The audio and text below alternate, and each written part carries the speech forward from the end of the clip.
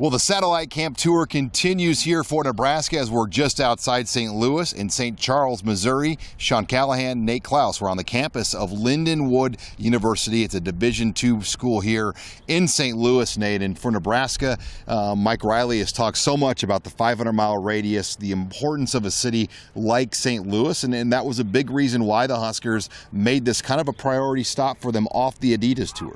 Yeah, it was off the Adidas Tour. Second year in a row that Nebraska's been here, but the first year that they've had the majority of their full-time coaches at Lindenwood University for the satellite camp. You saw a couple new faces out here. Reggie Davis was here. A couple different GAs were also here that were able to participate in the camp. But overall, camp numbers are down, but that doesn't diminish the importance of this city for Nebraska in this year and in the years going forward. Yeah, there were a couple things going against them. The Rivals 5-Star Challenge really perched a lot of St. Louis kids, and then you had the ACT as well here on Saturday, and then this being Lindenwood's final satellite camp of the week, where they already had, I think, 3 or 4 other camps. So not quite the numbers we saw in places like South Florida and Georgia this week, but nonetheless, Nate, still some guys with Husker offers at least made some appearances here to Lindenwood. Yeah, I think you have to start with the Trinity Catholic kids. Really, that whole school, they probably got about 20 kids with offers at this point in time,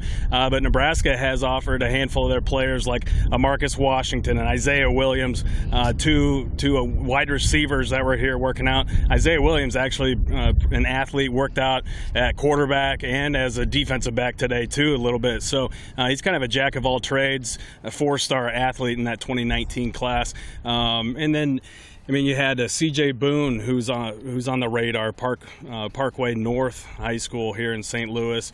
And a couple other guys that are definitely on the radar for Nebraska that were able to kind of work out. And some new names popped up too. A teammate of Tanner Farmer's former high school. Yeah, Sam Laporta, who's a great looking prospect, 6'3", 6'4", about 205 pounds or so. Broad jumped at 9'9", recorded a 39-inch vertical at the Rivals Combine here in St. Louis, and also ran in the 4.6 range in the 40. So he's only a 2019 prospect and is big kid, big athletic guy that's got great hands and could probably project on either side of the football. In an off-the-radar type area, just far away enough from St. Louis and Chicago that, you know, you're going to have to do some work to find him, and I think events like this could help him out. Well, then, Nate, we also crossed paths with former Husker offensive lineman. I know a guy that you know really well, Keith Williams, a St. Louis native, played 4 years in the NFL and also in the indoor league as well after that, now coaching here